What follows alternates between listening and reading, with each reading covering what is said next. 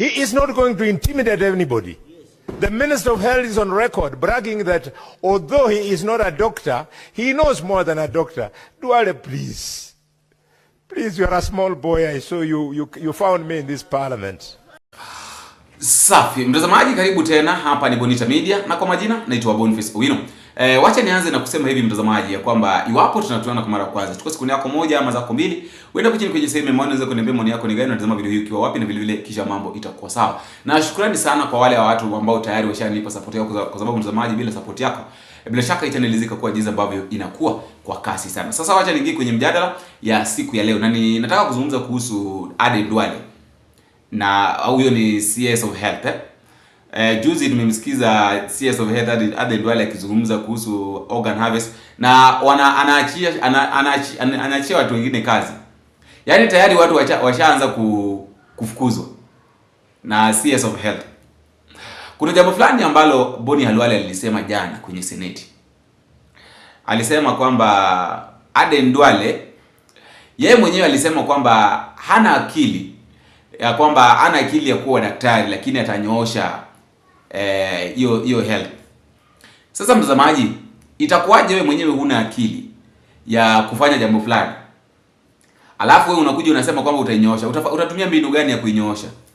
No, ni mbinu gani utatumia kunyoosha kitu ambacho wewe mwenyewe unasema kwamba hauna akili yake, yaani huku ulisomea lakini unasema kwamba utainyoosha? Nataka tusikize Boni Halwale, alafu mtazamaji tumsikize pia Edwin Sifuna, ndio tuendelee mtazamaji mazungumzo. He is not going to intimidate anybody. The Minister of Health is on record bragging that although he is not a doctor, he knows more than a doctor. Duale, please. Please, you are a small boy. I saw you found me in this parliament. Senator Halwale, please withdraw those words. Don't use unparliamentary language. Okay, I withdraw the small boy part, but caution him again and again to stop playing with doctors. He should go and reflect what became of his classmates with whom they were in high school. How was he performing in class compared to his classmates who went to medical school? He owes them some degree of respect. Being appointed as a minister does not make you supernaturally clever. In fact, there are Kenyans who would be making this government performing better if they were the ones in those ministerial dockets. Madam Speaker, I also watched with horror last night on the news these reports of organ harvesting at a very credible, hitherto credible medical facility in Eldoret. And many of us actually have even sought services there. Many of our parents, especially from Western Kenya, they consider this facility a very credible facility. In fact, when the late Lawrence Sifuna passed, that is a facility that was taking care of him. So we were in shock, Madam Speaker. But it points to a greater problem in the country, not just the exploitation of young people, the economic situation in the country, that Kenyans are so desperate now that they consider some of the parts of their bodies not useful, available for sale, so that they can eat. They can feed one organ, the stomach only, Honorable Speaker. It is a sad situation. And then in the papers in the morning, I read that there were top ministry officials in the Ministry of Health that doctored the report on this organ harvesting and trafficking business to remove what they call damning sections of that report.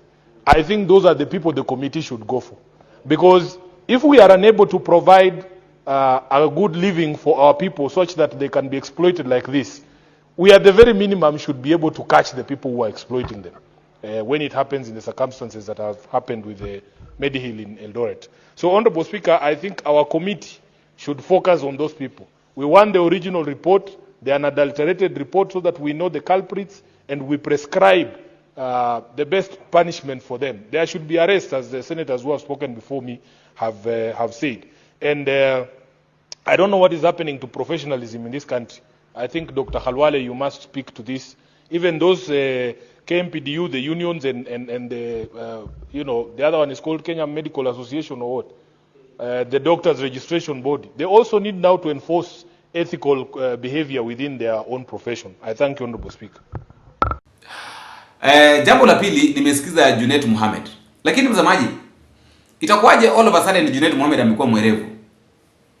Kwa sababu nasikia Junet Mohamed anasema ya kwamba ni jambo la hatia sana, ya kwamba ni jambo mbaya sana kama serikali linaweza likachukua watu ambao waliacha, yani wale mtu ambaye hakuperform kwa position yake, alafu serikali bado inakuja kumpa kazi ili akaperform. So how do you expect mtu kama Kabogo aperform kwa CS of ICT ili hali wakati ambapo alikuwa gavana hakuna kitu ambacho alikifanya? Yeah? How do you expect mtu kama Ruku aperform kwa public service ila hali wakati ambapo amekuwa Honorable Junet, are you going to ask me to put the question? No, Mr. Speaker, let me just contribute. I didn't want to contribute. Let me say I oppose the motion, Mr. Speaker. I oppose because, Mr. Speaker, you know, we cannot be recycling people who have served in a very high office, and then you give them another office. When will career diplomats get a chance to serve in our diplomatic missions, Mr. Speaker? When are they going to get, Mr. Speaker? Every politician who has failed, every civil servant who has failed, every person who has failed is being dumped in a certain mission somewhere in the world, Mr. Speaker. This is demoralizing our career civil servant. There are people, Mr. You heard you were saying majority leader. Now let me do my minority work. This is my minority job now. There is no broad-based on this one. Leader, order, proceed. Majority leader, there is no broad-based on this one. There is no broad-based. Who is mentioning point of order? Mr. Speaker, you see, they are career civil servants who start their life in a very young age as civil servants who want to work in the world of diplomacy. They start in the Ministry of Foreign Affairs from job group something down there. They grow. Then when they reach near deputy ambassador, they get stagnated there. They can never move from there because Junet will be voted out in Suna East, then he will be made an ambassador. Kainan, I can see, is most likely after next election is going there. So, Mr. Speaker, Mr. Speaker, Mr. Speaker. Order, Honorable Kainan. There's nothing out of order. Proceed. Mr. Speaker. Proceed, Mr. Speaker, me, I'm of the view. Even the government, Mr. Speaker, of Honorable, the late Daniel Teacher of Moi, never did this. Kibaki never did this. This thing started with the Jubilee. This is of recycling people like the way you recycle Dandora West, Mr. Speaker. Mr. Speaker, this culture must stop. This culture must end. If, you see, these were people who were serving in high offices. The appointing authority has the prerogative to relieve them of their duties. But by the time he's relieving them of their duties, that means there must have been some problem. There must have been either some incompetency somewhere, some malpractice somewhere. There must be something like that. Or change of loyalty. You know, maybe some went to a Munyoro, who knows? Order, Honorable Junet. Sometimes it has very little to do with efficiency and performance. It has maybe broad-based government. Are you sure? No. Okay. Mr. Speaker, it's not. Far from it. Far from it. It is about other issues. So, Mr. Speaker, I want to see in a list of 10 diplomatic appointments here, minimum of 6 or 7 career diplomats. Then we can have top-ups of 3. Who are, if Wabushomba loses the way she's going to lose in Githunguri next time. MP, hatujaona yale mambo ambayo ameyafanya. How do you expect such thing to happen? Of course, kwa mara ya kwanza nimemsikia Junet Mohamed akizungumza, amezungumza sense. Sasa sijui alikuwa anajitetea, sijui kama alikuwa anajitetea, alikuwa anataka apewe nafasi naye pia, lakini yeye pia si how do you expect Junet Mohamed ambaye hajafanyia watu wa Suna East kazi for 15 years, umtoe muende ukampe kazi ya CS na expect a perform? Kama hizi akaperform kwa constituency yake, how do you expect him a perform kwa county kwa nchi nzima? Is it logical?